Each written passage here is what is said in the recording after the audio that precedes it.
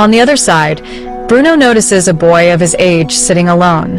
He can notice a huge contrast between the appearance of the boys and the surroundings they are living in. Despite both of them being the same age, Bruno introduces himself and gets to know that the other boy's name is Samuel. Samuel tells him that he is hungry and asks if Bruno has brought anything to eat. Bruno has empty pockets, but quietly decides that he will bring something for him the next time. He thinks that Samuel is part of a game as he notices the numbers on his clothes. Samuel replies that the number has nothing to do with any games and quickly returns to the camp after a guard starts whistling. Bruno also returns home and starts reading with his new tutor.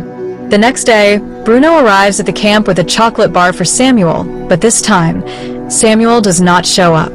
Bruno pays several visits to Samuel, often bringing food with him. Finally, Bruno learns that Samuel is a Jew who was brought to the camp with his parents.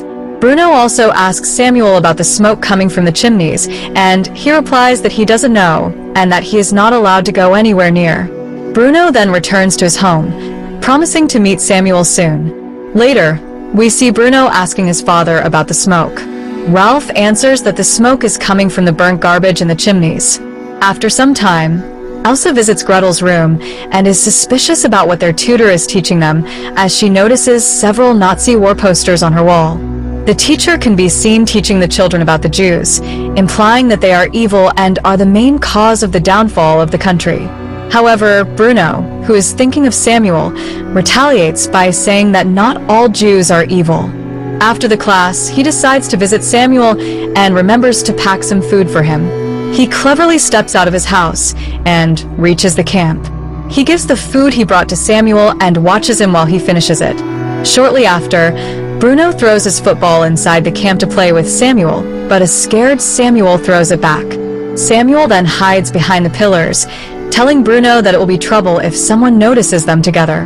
Meanwhile, Elsa is also disturbed by the foul smell coming from the chimneys. Lieutenant Kotler tells her that the smoke coming from the camp is caused by the burning of Jewish bodies.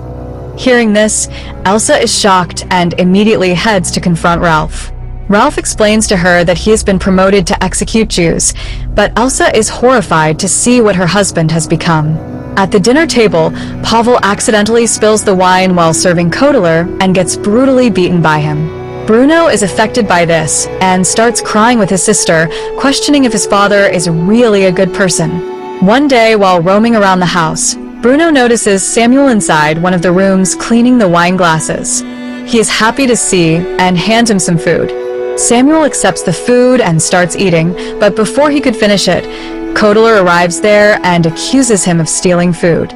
He shouts angrily at Samuel, who replies that he hasn't stolen the food and that it was handed to him by his friend Bruno. Kotler then turns to Bruno and confronts him. Afraid, Bruno lies to him, telling him that he doesn't know Samuel and is seeing him for the first time. Hearing this, Kotler believes Samuel is a thief and asks him to meet him after work. Inside his room, Bruno feels guilty for putting Samuel in danger. He immediately rushes to the camp but fails to find Samuel there. Disappointed, he returns to his home, only to see some army men arriving at his house. Ralph welcomes them, and they head to a room to take a look at the documentary film about the life in the concentration camp. Bruno also secretly watches the documentary and notices that the children are playing around and the families are enjoying their time inside. This is actually a fake documentary fed to the outside world to hide the atrocities of the Nazis.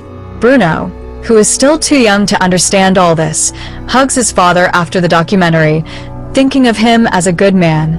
Afterwards, Bruno heads to the camp to meet Samuel. When he gets there, he notices Samuel has an injured right eye as a result of Kotler's punishment. Bruno apologizes for his mistake and makes amends with Samuel. Samuel forgives him and shakes hands with Bruno. Elsa, on the other hand, is greatly affected by her husband's cruel nature. She's also afraid about her children's future living around the concentration camp. Seeing all this, Ralph decides to send his children back to Berlin. He informs Bruno about the return, but he does not want to go away. Ralph mentions to him that they are leaving with his mother in a few days. Bruno gets sad and immediately visits Samuel to tell him that he is going away. Samuel does not respond to it, as he is already sad about the fact that his father is missing from the day before. To make up for his earlier mistake, Bruno decides to help Samuel find his father before leaving for Berlin. He notices that he could dig a hole with a stick to get past the wires. Before returning home, Bruno asks Samuel to get him a striped outfit so that he could help find his father. The next day, Bruno prepares the last sandwich for Samuel and is ready to visit him. He lies to Elsa that he is going to play on the swing for the last time before going to Berlin. Elsa also agrees to let him play outside, thinking that he will eventually get away from the